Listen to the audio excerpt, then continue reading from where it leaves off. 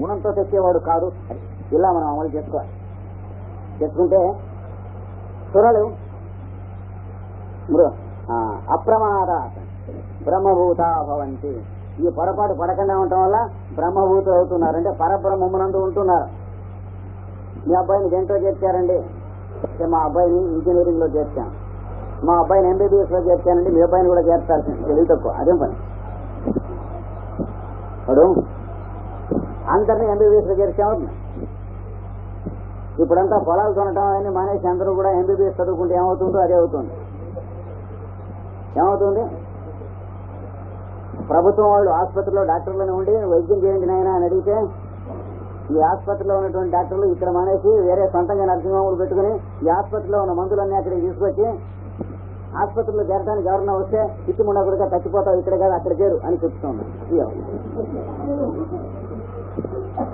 అంటే అసురులు ఎలా అవుతారు అంటే మనం చేసుకుంటాం వాళ్ళు అవుతారు. ఇంకేమన్నా ఎంబీబీఎస్ చదువుకునేటువంటి శాస్త్రంలో ఉందా ఇలా చేయమని? ఎక్కడ ఉంటుందా? యోగాభ్యాసం చేసినటువంటి ఆయన నేను యోగాభ్యాసం చేశాను కాబట్టి మిగతా సామాన్యులతో మాట్లాడను అన్నాడు. అది యోగ శాస్త్రంలో ఉంటుందా? భారతదేశపు రాయబారి ఒక ఆయన ఉండేవాడు అమెరికాలో. మేము వెళ్ళినప్పుడు ఆయన భారతీయులతో మాట్లాడట అన్నాడు. తెల్లవాళ్లతోనే మాట్లాడతా. అది భారతీయుడు రోగం. దానికి ఏం చేస్తాం? ఇతర దేశాల్లో ఎక్కడన్నా ఒక భారతీయుడు ఇంకో భారతీయుడు కనిపిస్తే పలకరించుకోడు. ఒక తెల్లవాడు కనిపిస్తే ముష్టివాడి వేషం పెట్టి పలకరిస్తాడు. వాడిని బాగా ఎవరు సార్ ఎవరు మీరండి అని అడుగుతాడు. యాచన బుద్ధి భారతీయుడికి.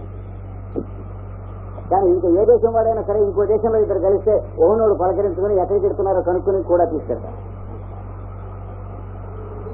కనుక అసురత్వం పొందడం అనేటువంటిది ఎక్కడైనా సరే ఉంటుంది. అసురత్వం పొందడం ప్రమాదం వల్ల పొందుతారు, పొరపాటు వల్ల పొందుతారు అన్నది. దేహాత్మ భ్రాంతి అన్నిటికంటే పెద్దది. దేహమే నేను అనుకుంటాం వల్ల ఈ దేహానికి జ్ఞాపకం వచ్చినప్పుడల్లా మనం ఇది తిందామని అనిపిస్తే అది తినటం అనేది ఆసుర బుద్ధి, రాక్షస బుద్ధి. తినటం అనేటువంటిది దేనికోసం ఏర్పడ్డది? దేహం రక్షించడం కోసం ఏర్పడ్డది, పోషింపబడటానికి.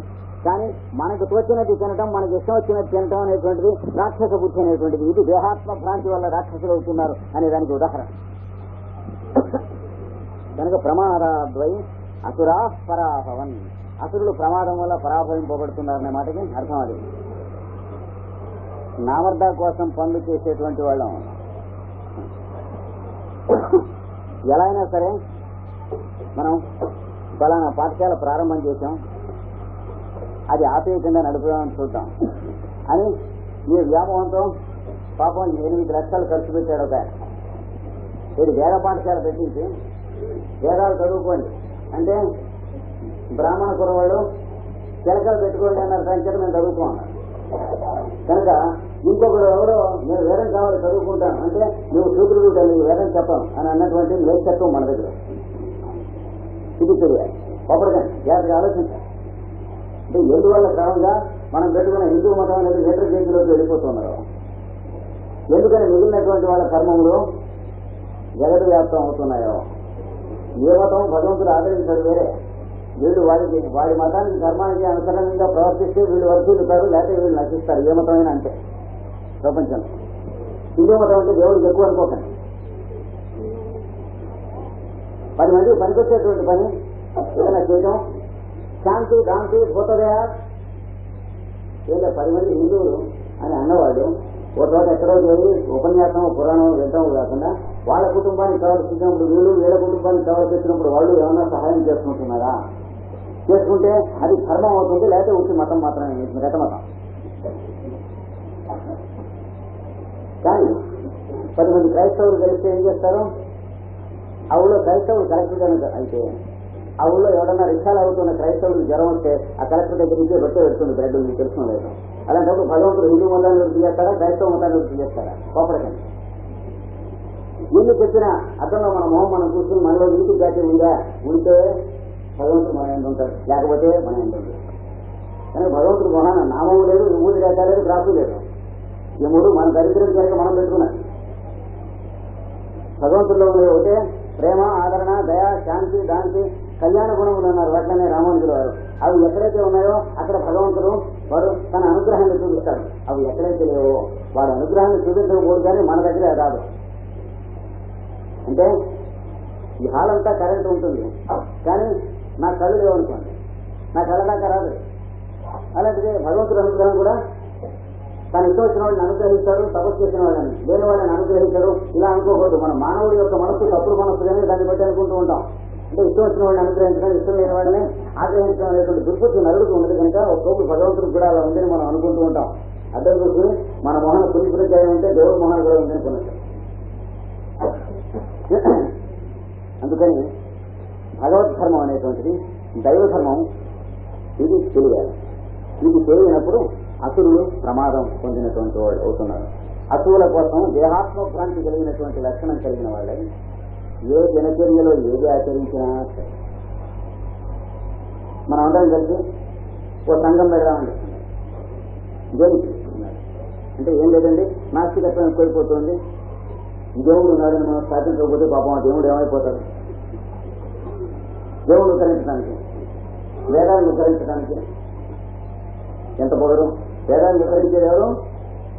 వేదానుద్ధరతే జగన్ నివహతే భూభార ఉద్విభ్రతే. పరమాత్మ అయిన అంతర్యామి గారు వేదాన్ని ఉద్ధరించేది. అది దానికోసం సంఘాలు డబ్బా పెట్టి వేదమతం అండి వేదాలు ఉద్ధరిస్తున్నాం, సంఘ ఈ డబ్బాలో వేసి టికెట్ చూపిస్తామని అడుక్కునేటువంటి యాచకులు ఉద్ధరించవలసి వస్తే వేదాలు నాలుగు బతి ఉండేది. ఉసుముడ కొడుకుల మీద ఆధారం లేదు వేదం. వేదాన్ని మనం ఆశ్రయించినట్లయితే మనది రక్షిస్తుంది తప్ప వేదాన్ని మనం ఉద్ధరించడం అనేది పొగరది. ఎంతో ఒడుకోలు ఉంటాయి ఆ మాట. యథమతోద్ధారణ సంఘం అంటే యథమతోద్ధారణ అయితే ప్రతివాడు ఉత్తరించవలసినంత గతి వాటిని పట్టినట్టు ఇన్ని లక్షల సంవత్సరాలు ఉండేవి కావు. ఏనాడైనా మన రోజు బాగుపడితే అందులో ఉన్న ప్రకారం ఆచరించినట్లయితే మనం బాగుపడటానికి అవకాశం ఉన్నాయి. వేరే అందుకు వచ్చింది. సూర్యరశ్మి మన ఇంట్లో పడేట్టుగా చేసుకునేందుకు సంఘం పెట్టుకుందాం అన్నట్టు ఆయన. సూర్యరశ్మి సంఘం అంటే సినిమా గోయర్స్ అసోసియేషన్ అన్నట్టుగా సన్లైట్ గోయర్స్ అసోసియేషన్, ట్రైన్ ఎక్కర్స్ అసోసియేషన్, రైలు ఎక్కే వాళ్ళ సంఘం. ఇది అసురత్వం అంటే. అది లేకుండా శాశ్వత ధర్మం తెలియాలి. తెలిసినట్లయితే శరీరం శరీరంగా ఉంటుంది. శరీరానికి కావాల్సినటువంటి ఆహారాలు ఇస్తూ ఉంటారు. కానీ అది శరీరం పోషణ కోసం ఇస్తున్నాం కానీ మన రుచి కోసం కాదని గుర్తుంచుకుంటారు. మీరు ప్రమాదం ఉండదంటే పొరపాటు పడరు. మంచి రుచికరమైనటువంటి భోజనం చేస్తున్నప్పుడు కూడా శరీరం కోసం భోజనం ఇస్తున్నాం అని మీకు గుర్తున్నట్లయితే మీరు త్వరలు అంటే దేవతలు అవుతారు. మీరు పరాభవనం పొందరు. ఈ ఆహారం శరీర పోషణం కోసమే పనికొస్తుంది. పైపెట్టు నాలిక మనస్సు శరీరం కలిసి రుచిని చక్కగా ఆనందించడం అనేటువంటి స్థితి కలుగుతుంది. ఈ ముగ్గురికి చూడండి వ్యవహారం ఎట్లా ఉందో. మనస్సు, నాలిక, పొట్ట. ఆహారం కావాల్సింది దేనికి? పొట్టకి. శరీరం పొట్టకు కూడా తన కోసం కాదు, శరీరం మొత్తానికి పంచిపెట్టడానికి. కానీ ఆ ఆహారాన్ని రుచి చూసి తినవలసిందేది నాలిక. కానీ రుచి తెలిసేది నాలిక కాదు, మనస్సుకి. కానీ ఈ మనస్సు ఏమో రుచి కోసం వాటిపోతారు. పరిక రుచి తెలిసి దరిద్రం ఉండవచ్చు, నాలిక రుచి తెలిసి. మనస్సు ఏమో రుచి కోసం వాటిపోతుంది, నాలిక ఏమో రుచి చూస్తుంది. రుచి చూసినట్టు కూలి కూడా ఉండదు, పొట్ట తినేస్తుంది. ఆహారం వెళ్ళటం పొట్టలో జరుగుతుంది. ఈ లోపల నాలిక భలే ఉంది అంటుంది. మనస్సు రుచి కోసమే కనుక ఆహారం ఏంటంటే మనస్సు తినాల్సిందిగా. మనస్సు తినడానికి చేత కాదు. మనస్సుకి శరీరం లేదు, నవ్వుతుంది. వాడే తింటాడు. నాలిక రుచిగా ఉంది, నాలిక తినేసేస్తే ఇంకా నాలిక ఉబ్బుతుంది, పట్టుకోవద్దు. నాలిక రుచిగా ఉండి ఆహారం తింటాం నిజం అయితే వీడు నాలిక ఉబ్బిపోయేంత అన్నం తినాలి. కొంచెం అన్నం ఎక్కువ తినాలంటే మొహం ఇట్లా అవుతుంది నాలిక ఇట్లాగా. అందుకని ముగ్గురు భాగస్తులు కలిసి వ్యాపారం పెట్టారు. ఈ ముగ్గురులో ఎవరికి ఏంటంటే లాభాలు. రుచిగా ఉండాలని మనసు తాపత్రయపడుతుంది. ఆ రుచిగా ఉండాలని చూడాలంటే నాలికని జీతం ఇచ్చి అట్టు పెట్టుకోవాలి. నాలిక చేత రుచి చూపించాల్సిందే కానీ మనస్సు తన రుచి చూడటానికి వీలు లేదు. బాగుందని మనస్సు నాలిక అనుకునే లోపల కొత్తవాడి తీసుకెళ్ళిపోతారు ముగ్గురు భాగస్తులు ఈ బిజినెస్ లో. ఈ ముగ్గురికి లాభాలు వస్తే దేనికి వస్తాయి? శరీరంలో ఉన్న సప్త ధాతువులకి పోషణ వస్తుంది కానీ నాలికకి రాదు, మనస్సుకి రాదు, పొట్టకి రాదు. చూడండి, కోఆపరేటివ్ సొసైటీ లాంటి కాకుండా మంచి సొసైటీ, ఒక మంచి రకమైనటువంటి సొసైటీలో పార్ట్నర్షిప్ లో పెట్టబడినటువంటి ప్రకృతిలో పెట్టబడినటువంటి ఒక బిజినెస్. ఈ బిజినెస్ లో ఏమాత్రం లాభం వచ్చినా ఈ ముగ్గురులో ఎవరికి రాదు, ఆ పక్కన డబ్బాలోకి వెళ్ళి పడిపోతూ ఉంటుంది అనమాట. నాగేశ్వర స్వామి ధర్మం అని ఆయనకి ఇస్తున్నాం కావచ్చు అనుకుంటారు దేవుడు. ఆయనకి ఇవ్వటం కాదు, మనం అంతా బతికి ఉండటానికి చక్కగా ఉపయోగం చూసుకుంటూ ఉండటం కోసం ఉన్నాం. మళ్ళీ మనం పోషించుకునేది కోసం ఈ డబ్బాలో పడుతున్నటువంటి ఈ 15 పైసల బిళ్ళలు అంటే బియ్యం, అన్నం, కూర, పచ్చడి, చారు మొదలైనటువంటివన్నీ కూడా ఇది తెలుసుకొని తింటున్నటువంటి వాళ్ళని సురలు అంటారు. ఇది తెలియకుండా ఇది రుచిగా ఉంది కాబట్టి ఇంకా చేయి అని తినటువంటి వాళ్ళని అసురులు అంటారు. మొదనాడు మందు కూడా తినాల్సి వస్తుంది. చాలా ఉపయోగంగా ఉంటుంది మందు తినాలంటే. మందు తినాలి ఇంజక్షన్ అంటే అందులో కూడా మందుల్లో కూడా పరిచయ, పోర్చే, లేచే, చోట్చే, పానీలు అన్నీ ఉన్నాయి. అంతేకాకుండా నవద్వారాల నుంచి కూడా ఉన్నాయి మందులు. నాలుకకు మాత్రమే 9 రకాల ఆహార పదార్థాలు ఉన్నాయి. మందులైతే కన్ను, ముక్కు, చెవి, తర్వాత చర్మం అంటే ఇంజక్షన్, సర్వత్ర ఆహారం మాత్రం ఎక్కడైనా సరే ఇట్లాంటి నానా అగసాట్లు పడుతూ ఉండాలి. ఎందుచేత అంటే ఆహారం రుచి కోసం తిన్నాడు కనుక అసురుడు అయినాడు. ప్రమాదం అంటే అది పొరపాటు. దీన్ని దేహాత్మభ్రాంతి అని అంటారు. శరీరానికి ఎత్తగా ఉండేటట్టుగా చూస్తాం. ఎయిర్ కండిషన్ రూమ్ పెట్టుకున్నాం, చలి వేయకుండా చూసుకుంటున్నాం, జాగ్రత్తగా ఉండేటట్టు చూస్తూ ఉంటే అది ఎందుకు చేయకూడదో భారతదేశంలో తెలుస్తుంది. ఎందుకంటే వేదాంతం ఉన్నటువంటి దేశం కనుక. కరెంట్ ఫెయిల్ అయినప్పుడు ఎయిర్ కండిషన్ రూమ్ లో కూర్చున్న వాడికి ఏమవుతుంది? అది ఒక భారతీయుడికి తెలుసు. ఎందుకంటే కరెంట్ ఫెయిల్ అవడం అనే మొదట ఉంది, అక్కడికే ఉంది. కరెంట్ ఫెయిల్ అవ్వకుండా ఉండడం అనే క్రమశిక్షణ లేదు కనుక. ఇటు కొనుక్కొని ఎలక్ట్రికల్ ఇంజనీరింగ్ లో చేరిన వాళ్ళే కానీ లంచం పెట్టి ఎలక్ట్రిసిటీ చదువుకుందాం, ఇంజనీరింగ్ చదువుకుందాం చేరిన వాళ్ళు ఎంతమంది అంచేత. అంటే అసలు మొదట పూనా దగ్గర నుంచి ఉంది, మరి శాతం దగ్గర నుంచి ఉంది లక్షణం అన్నట్టు.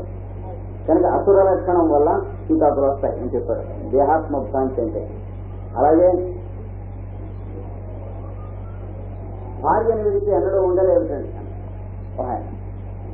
అంటే భార్య దేహమునంతా విడిచి భార్య ఏందా ప్రేమ ఏదో పదం పేరు పెట్టాడని కొంచెం చూద్దాం. నా భార్య అంటే నాకు చాలా ప్రేమ అన్నాడు.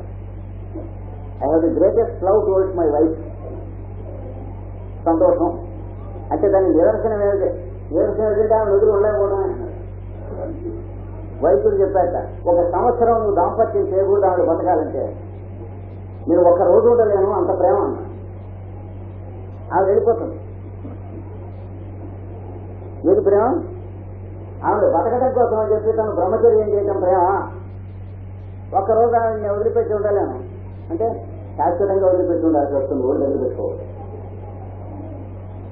ఇది అసురులు ఏమిటి, ఎట్లా ఉంటారో అసురు లక్షణం అంటే నేను ఎన్నడూ కూడా భార్యను వదిలిపెట్టి ఉండలేదండి. భార్యకి టీవీ వచ్చింది.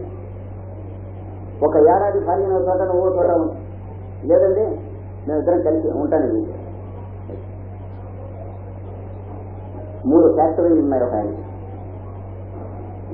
చాలా పెద్ద బిజినెస్ ఉంది. డాక్టర్లు చూసి అన్నం తింటే తెచ్చిపోతారు.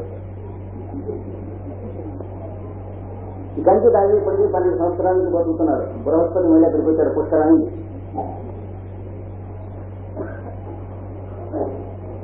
ఏం చేత అంత ఊర్తి చేసినటువంటి పనుల చేత అంటే అసురత్వంతో చేసినటువంటి దానికి అన్నం ఎందుకు తినకూడదండి అంటే అన్నం తింటే అరగట అన్న స్థితిలో కొన్నాళ్ళు తినడం మానేస్తే మళ్ళీ అరగటం వచ్చింది. అప్పుడేం చూశాడు, మనం అన్నం మానేయటం మన జాతకంలో లేదండి. అదేంటి వాడు విన్నాడు, ఆ తిని ఉన్నాడు జాతకంలో. ఎవరా జాతకంలో లేదంటే వాడు చూపిస్తాను. అరే వాడు అడిగి తిరిగి వెళ్ళి వస్తూ ఉంటాడు. స్లో అండ్ స్టోర్ 30 ఏళ్ళకి రౌండ్ కొడతాడు. తిరిగి వచ్చేటప్పటికి వాడు ఈ చంద్రుడి మీకు వచ్చాక వచ్చాడు. కడుపులో మంట, ఎసిడిటీ ఎక్కువైంది. ఎక్కువయ్యేటప్పటికి అప్పటికే డాక్టర్లు ఏం చేశారు, భోజనంలో సగానికి పైగా తగ్గించి అంత మాత్రం యాంటీయాసిడ్స్, అన్నం తినే బదులు యాంటీయాసిడ్స్ తినండి, అన్నం తినే బదులు మందు తినండి, గడ్డి తినండి అన్నట్టు. అప్పటికి ఇంకా తెలియదు. చంద్రుడి నుంచి దాటి ద్వితీయంలోకి వచ్చాడు. వచ్చేటప్పటికి నోటి మీద బెడ కొట్టించాడు. ద్వితీయంలోకి వచ్చేటప్పుడు ఏం చేశాడు, డాక్టర్ రూపంలో ఇంటికి వచ్చి నువ్వు అన్నం తింటే తగ్గిపోతావు, ఏది కావాలో తెలుసుకోవాలి. ఎక్కడికి సౌత్ పెట్టిన లక్షణాలు కుదరదు కదా, లక్షణం చేస్తాను. అది పరిస్థితి. అసురులైపోతే ఇలా వస్తుందని చెప్పింది. జీవితంలో ఏ దినచర్యలో ఏ ఉదాహరణ చేసుకున్నా ఈ రెండు ఉంటాయి. అసురులుగా ఉంటాం, సురులుగా ఉంటాం అనేటువంటి ముక్క. కనుక ప్రమాదాద్వై అసురా పరాభవన్. ప్రమాదం వలన అసురులు అంటే అసురుల కోసం తాపత్రయపడేటువంటి వాళ్ళు, ఒళ్ళు కోసం, రుచి కోసం, దృష్టి కోసం, తిండి కోసం, పానీయాల కోసం దత్తుగా వేస్తే నీళ్లు తవ్వుతాయి జంతువులన్నీ. మనం నీళ్లు ఒకటే తాగుతాం. కాఫీ, కళ్ళు మొదలైన కటారి కూటం మనకి చాలా ఉంది. మొక్క టీ, మరి కాఫీ, కళ్ళు, కబుతారని ఈ కటారంతో తినేవే చాలా ఉంటాయి. ఇవన్నీ జంతువులు ఏమైనా అవుతాయి. తాగబోతే పోసినా రాదు. ఈ 100 రూపాయలు నందనిస్తాను అవుతాయి తాగే. దానికి ఏం కావాలో అదే తింటుంది. భగవంతుడు సృష్టిలో అట్లా పెట్టారు జంతువుకి. దానికి గడ్డి అయితేనే తింటుంది, ఇది ఇంకోటి అయితే తింటాం. ఇది ఇంకోటి ఇంగ్లీష్ గడ్డి తిను అంటే తిందాం. దానికి ఏ గడ్డి కావాలో అదే తింటుంది. దానికి ఉన్న మాత్రం వ్యక్తిత్వం మనకి లేదు. తనకు కావలసిన ఆహారం తను తింటుంది, లేదు చేస్తుంది జంతువు. అంటే గొడ్డు మాత్రం చేయలేదు నరుడు. అలవాటైతే తినకూడదని తింటాం, తాగకూడదని తాగటం, చేయకూడదని చేస్తాం, చూడకూడదని చూస్తాం, వినకూడదని వింటాం, చెప్పకూడదని చెబుతాం. ఎవరి గురించి అయినా తేడాలు కనుక ఉన్నట్లయితే, వాళ్ళ లోపాలు ఉన్నట్లయితే వాడితో చెప్పాం, చేస్తే బాగుపడతాను. ఇంకోటితో చెప్పక మానం, వాడు లేనప్పుడు ఇంకోటితో మాట్లాడతాం. ఏది నరుడు అనేటువంటి వాడు చేస్తాడు. ఏ జంతువు చేయడు, కుక్క చేయడు, గాడిద చేయడు, ఏదో చేయడు, ఏది చేయడు. మనిషి ఒకటి చేస్తాడు. ఏ జంతువు గారు ఎలా ప్రవర్తిస్తాడు? అది ఎవరితో వాడితో చెప్పాల్సిందే, మీతో చెప్పాల్సిందే. అసురులుగా మానవుడు ప్రవర్తించడం అంటే అడుగడుగున అనుక్షణం మనకు కనిపిస్తూ ఉంటుంది. సనస్సు జాతుల వారు ఎందుకు ఇంత గట్టిగా చెప్పాడు కనుక ప్రమాదం అంటే ఉండే లేదా పొరపాటు. నా పొరపాటు ఏమైంది అన్నట్టుగా ఉంది. నిన్న చూస్తే పొరపాటు తప్ప మనం చేసే వాటిలో పొరపాటు కానటువంటివి చాలా తక్కువ ఉంటాయి. అంటే చేయవలసినవి చేయటం. మనం చేస్తున్నాం, ఏం చేస్తున్నాం, చేయదలసినవి చేస్తున్నాము, పాటేస్తుంది ఒక్కోటి కర్మ ఫలితాలతో. చేయదలసినవి చేయటం మానేసి చేయవలసినవి చేయటం అనే స్థితికి రావాలి. వచ్చినప్పుడు అసురులుగా ఉండటం మానేసి సురులుగా ఉంటాం. సూర్య శబ్ద వాక్యులైనటువంటి వాళ్ళుగా ఉంటాం. పెద్దలు వెళుతున్నటువంటి మార్గాన్ని వెళ్తా ఉన్నాడు. ఏతత్ర బ్రాహ్మణా సంవర్షిణ యుక్తా ఆయుక్తా అలూక్షా ధర్మకామాస్యు. పెద్దలు ఎవరి జీవితంలో అయితే ధర్మము కామమును కూడా మొక్కబోకుండా అలూక్షములుగా ఉన్నాయో, ఎవరైతే అయుక్తము అనేటువంటి తెలిసినటువంటి వాళ్ళు ఉన్నారో, ఎవరైతే యుక్తమైనటువంటి పని మాత్రం చేస్తూ అయుక్తమైన చేయకుండా గుర్తుండకుండా ఏమరపాటు లేకుండా ఉన్నటువంటి స్థితికి వస్తున్నారో, యథాతత్ర వర్తేరన్ వాళ్ళు అలా ఆయా పరిస్థితుల్లో ఎలా ప్రవర్తిస్తున్నారో తథాతత్ర వర్తేధా అది చూసి అలా ప్రవర్తించు. అంతేగాని వాళ్ళు చెప్పినటువంటి నేర్చుకుని వెళ్ళవేయడం ఒకటి కాదన్నారు. అప్పుడు సూర్యసేనులు చెప్పిన అంటే పెద్దలు మహానుభావులు చెప్పినటువంటి మార్గంలోకి మనం వెళ్ళిన వాళ్ళు. అప్పుడు ఏమవుతుంది? సురశబ్ద వాక్యం అవుతుంది. అప్రమాద బ్రహ్మభూతా భవంతి. ప్రమాదము లేదు, బ్రహ్మభూతులం అవుతున్నాం, పరబ్రహ్మ స్థితి ఉంటున్నాం. అంటే పరబ్రహ్మ స్థితి అంటే ఎక్కడ ఉంది? ఈ చెయ్యి దేంతో చేయబడ్డది? చర్మంతో చేయబడ్డది. చర్మం దేంతో చేయబడ్డది? జీవకణాలతో చేయబడ్డది. జీవకణాలు దేంతో చేయబడ్డాయి? అణువులతో చేయబడ్డాయి. అణువులు దేంతో చేయబడ్డాయి? పరమాణువులతో చేయబడ్డాయి. పరమాణువులు దేంతో చేయబడ్డాయి? జగద్వ్యాప్తమైనటువంటి మహాశక్తి స్వరూపం ఎనర్జీ, కాస్మిక్ ఎనర్జీతో చేయబడ్డాయి. శక్తిలో ఉన్నటువంటి శక్తి దేంతో చేయబడ్డది? శక్తిలో అంతర్యామిగా ఉన్నటువంటి పరబ్రహ్మతో చేయబడ్డది. కనుక మన చెయ్యి దగ్గర నుంచి సకల చరాచర సృష్టి జగత్తు కూడా దేంతో చేయబడ్డాయి? పరబ్రహ్మతో చేయబడ్డాయి. కానీ గుర్తుండవలసింది అది. ఇది గుడ్డ అని గుర్తుండవచ్చు, కానీ గుడ్డలో ఉన్నటువంటి నూరుపోగులు కూడా గుర్తుండి గుడ్డ గుర్తుండటం చాలా కష్టం. మనకి నూరుపోగులు గుర్తుంటుందే. ఎక్కడికైనా బట్టల షాపుకి వెళితే ఈ గుడ్డ చూస్తే బాగుంది, ఆ గుడ్డ చూస్తే బాగుండలేదు, ఈ రంగు గుడ్డ కూడా మనం కలుగుతాం. ఈ రంగు బాగుంది, ఆ రంగు బాగుండలేదు అంటాం. రంగు బాగుంది అన్నప్పుడు ఈ రంగు గుడ్డ బాగుంది అని గుర్తుండాలి. గుడ్డ గుర్తున్నప్పుడు ఈ రంగు గుడ్డలో ఉన్నటువంటి ఈ నూరు పోగులు మంచిగా కూడా గుర్తుండాలి. నూరు పోగులు గుర్తున్నప్పుడు ఈ నూరు పోగులు వేటితో తయారు చేశారో ఆ పట్టి కూడా గుర్తుండాలి. అప్పుడు ఇవన్నీ గుర్తుండి గుడ్డ వంక చూసిన చూపు ఎలాంటిదో, ప్రమాదం అంటే పొరపాటు లేకుండా ఏమరపాటు లేకుండా ఉన్నటువంటి చూపు ఎవరిని చూసినా సరే పరబ్రహ్మను చూస్తూ పరబ్రహ్మ ముందు వాడిని చూస్తూ ఉంటాం. మరి అంతేగాని వాడిని వేరే చూడం. పరబ్రహ్మ యొక్క అనేక స్వరూపాల్లో వీళ్ళు ఒక్కొక్కళ్ళు ఒక్కొక్క స్వరూపం అని గుర్తుండి మనం చూస్తూ ఉంటాం కనుక వాళ్ళతో మనం ఏ విధంగా ప్రవర్తించవలెనో ఆ విధంగా ప్రవర్తిస్తాం, కానీ ఏ విధంగా ప్రవర్తించదలిచామో ఆ విధంగా ప్రవర్తిస్తాం. కానీ మొహమాటాలు లేవు.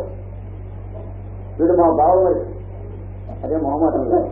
భావమతి అనే పేరుతో వచ్చినటువంటి పరబ్రహ్మ స్వరూపంతో తయారు చేయబడినటువంటి పాంచభౌతికమైన శరీర, మనస్సు, బుద్ధి, అహంకార చిత్తాలతో కూడినటువంటి ఒక మూర్తి. ఇన్ని సైమల్టేనియస్ గా గుర్తుంటాయి.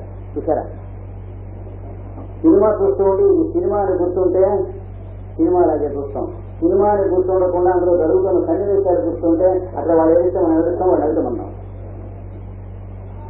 ఆ మొదట్లాగా ఉంటే అసురులు అంటే సురులు అంటారు, రెండోలాగా ఉంటే అసురులు అన్నారు. ఇది అని ఇంకా చెప్పాడు. నవై మృత్యువు వ్యాఖ్యవాస్తు జంతు మృత్యు లేదని నేను ఎందుకన్నానంటే మృత్యు వచ్చేసిందండి అంటారు. వచ్చేసింది చేసి వండితున్నారు. మృత్యు వచ్చేసుకుపోయింది అని అంటారు. వచ్చేసుకుపోయిందా చక్క వచ్చిన ఎట్లా వాటితో పనులు వాళ్ళు కూడా చూస్తూ ఎందుకు కోరుకుంటాం. డాక్టర్ని పట్టుకొచ్చి ఆయుర్వేద వైద్యులు చేస్తే, ఇంగ్లీష్ డాక్టర్ని చేస్తే, హోమియోపతి వాడిని చేస్తే ఇవన్నీ ఏం చేయలేక హోమియోపతికి జనం పెట్టవలసి ఎందుకు వస్తుంది.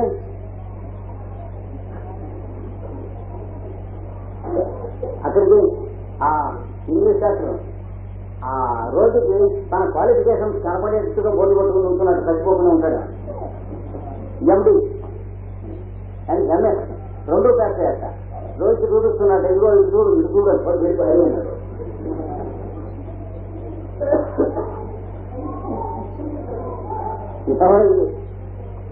పృథ్వీ ఇంతమంది అక్కడ ఎదురుకుండా చుట్టూ కూర్చునుండే, ఎదురుకుండానేమో వాడు కొడుకు కూర్చునుండే కర్ర పట్టుకొని మృత్యు వచ్చి తల్లి పెట్టుకు పోయింది. ఎక్కడి నుంచి వచ్చింది, ఎలా వచ్చింది, ఏ రూపంలో వచ్చింది. ఒక ఆయన ఉన్నట్ట మృత్యు వస్తుందంటే పెద్ద పెట్టి తాళా అయింది, ఎట పట్టుకెళ్ళి చూద్దాం, లేదా గదిలో అన్ని పక్కన తాళాలు వేసింది అన్నారు. మృత్యు పట్టుకెళ్ళకుండా చూద్దాం. పాపం వాడు ఎవడో వచ్చాట, కొడుకు పుట్టంగానే చచ్చిపోతున్నట్టు వాడికి బ్రాహ్మణుడు. ఇదివరకు 3 తడవలు అయింది, ఇప్పుడు నా భార్య మళ్ళీ గర్భవతి, ఇవాళ సాయంత్రం రేపు పొద్దున లోపల ప్రసవించేటువంటి నొప్పులు పడుతున్నాయి, తాము రక్షించాలి, తాము బయలుదేరి రావాలి అన్నట్టు శ్రీకృష్ణుడి దగ్గరికి వచ్చి హరివంశంలో ఉంది కదా. ఇప్పటికే కృష్ణుడు ఏం చేసేట వాడు ఒక పట్టాన్ని చేసే వ్యవహారం. రాముడు అయితే సరే వస్తే వస్తానో లేకపోతే రాత్రి ఆనో చెబుతాడు. కృష్ణుడు ఆయన నిజంగా పెట్టి ఎడ్యుకేషన్ వాడు ఏం చేసేట, అరేదే ఇవాళ పెట్టాడు అన్నట్టు. ఏదైతే మా నాన్నగారు వకీలు యజ్ఞం చేస్తున్నాడు, నేను ఇంజనీర్స్ లో కూర్చున్నాను, లేవకూడదు గుమ్మం కట్టకూడదు. అలా ఉన్న ఆ టైంలో వచ్చాడు వాడు బ్రాహ్మణుడు. వాడు అదృష్టం అలా ఉంది, ఏం చేస్తాం. ఎలా ఇప్పుడు అంటే వాడు బాధపడుతున్నట్ట, మీరు బాధపడుతున్నట్ట. కొన్ని రేపు వస్తాను అన్నట్ట. రేపు ఎందుకయ్యా వచ్చేది, నా భార్య ప్రసవించే టైంలో తమరు అక్కడ ఉన్నట్లయితే ఆ పుట్టేటువంటి నలుసు బతుకుతాడేమో కదా రమ్మన్నది.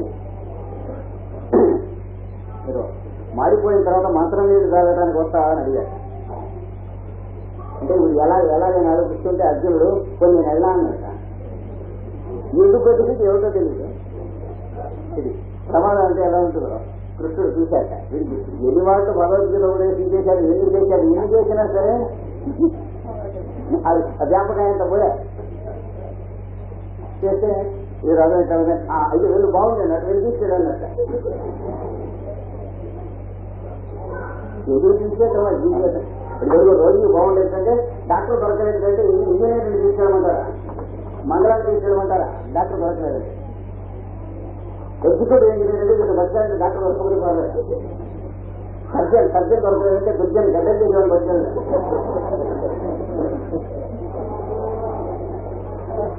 వాడు వెళ్తానంటే అట్లా ఉంది, నేను వెళ్తాను ఎందుకో తెలియదు. వాడు కంగారు పడిపోయి వాడు అంటే వీడి మీద ఊరికే దాడి జరిగింది, బ్రాహ్మణుడి మీద కన్ఫ్యూజ్ అయిపోయాడు. ఊరికే అయిపోయి ఎలా అంటే బాగుంది వెళ్ళానంటే కృష్ణుడు రాజు గురిపోతుంది.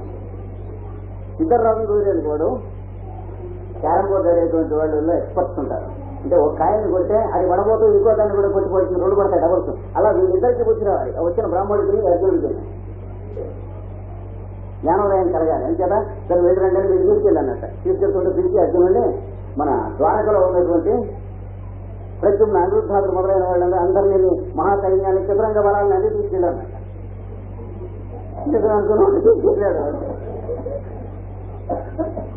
ఎందుకు ఏమిటి వాడు అన్ని లేదు.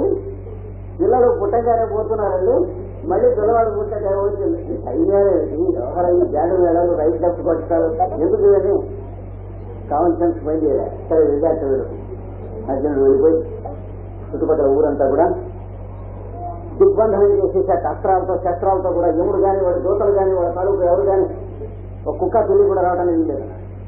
అతను బంధనం చేసేసారు. ఎక్కడ కూడా యముడు రావడానికి వీల్లేదన్నారు. చేస్తే ఇంతలోకే నొప్పులు వస్తున్నాయి అన్నారు. సరే ఇంకా జాగ్రత్తగా ఉండండి అన్నారు. ఎక్కువ సైన్యాన్ని జాగ్రత్తగా ఉంటుంటారు. సైన్యాలు ఏమైనా ఉంటే తగ్గేస్తారు కానీ జాగ్రత్తగా ఉన్నారు వీళ్ళంతా కూడా.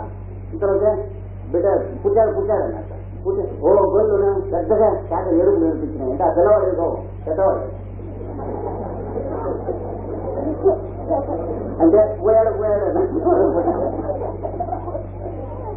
పిల్లవాడు పుట్టగానే ఏడవాలి. ఇలాంటి పెద్దవాడు పోయాడు. అప్పుడు ఆ బ్రాహ్మణుడు అర్జునుడు వెళ్ళి చెప్పి ఏమయ్యా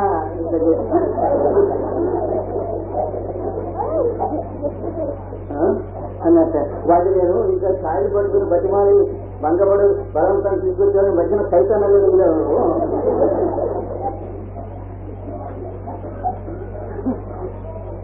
గో పార్థ పాపని రక్షింపటి ఇట్లా అపార్థుడు అయితే వ్యర్థుడు అయిపోయినవు నాకు ఏం చేతగాదని చచ్చిన వాడు చేతగాని వాడు ఇలాగ ఇవన్నీ జబ్బులు వేసుకోవచ్చు నేను వెళ్ళా అన్నది.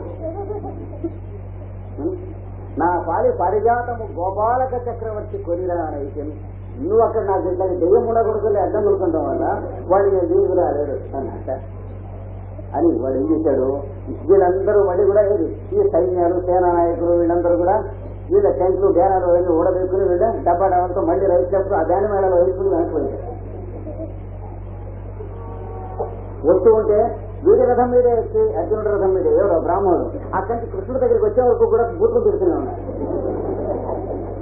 అర్జునుడిని శుభ్రంగా సరస్సు పెట్టి కడిగి పారేస్తాడు. అర్జునుడు ఎంత మహాయుద్ధాలు చేసి వాడు అట్లాంటి వాడిని కృష్ణుడి దగ్గరికి వచ్చి ఎవరు ఏం చెప్పమంటావు, నా బతుకు ఇలా ఉంది, నీ అంత వాళ్ళని బతుకులు కూడా నేను ఇలా అయ్యానంటే నేను నా కర్మకి నేను అనుకోవాలి కానీ అవతార మూర్తి నువ్వేం చేస్తావు వాళ్ళు కూడా కృష్ణుడు కూడా పట్టుబట్టారు. వీళ్ళు అవతార మూర్తి అయితే వాడి తాత గ్రాండ్ ఫాదర్ అయితే కంగారు పడతాను అన్నాడు. వాడు ఎవరు తీసుకొచ్చి కూర్చోబెట్టి రథంలో కూర్చోమని వాడిని మేము కూర్చున్నాడు. అర్జునతో రథం అన్నాడు.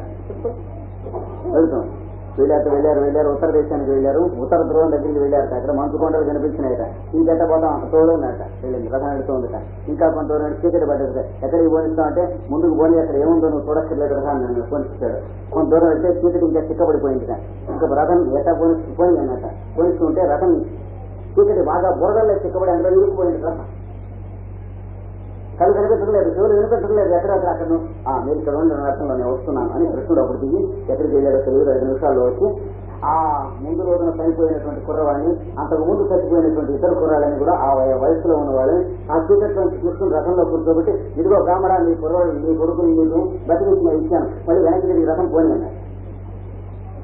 మళ్ళీ వెనక్కి తిరిగి రథం పోనించడానికి వచ్చి కృష్ణుడు ఇంటి దగ్గర రథం ఆగింది అని అనుకున్నారు. కానీ కురికిపాట్లు పడి తెలివి వచ్చింది వాళ్ళిద్దరికి, అర్జునుడికి ఆ బ్రాహ్మణుడికి. రథం ఇంటి దగ్గరికి బయలుదేరము లేదు, ఎక్కడికి వెళ్ళము లేదు, రాము లేదు, కుర్రవాడు బతికారు. ఇదంతా కళ అన్నట్టుగా ఉంది.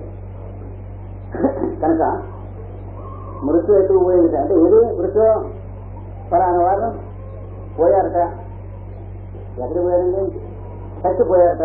గాన్ డెత్త చచ్చిపోయారా? చచ్చి ఇంకా పోవటమేదండి. చచ్చి ఊరుకున్నారన్నాడు ఆయన. చచ్చి ఊరుకున్నారు.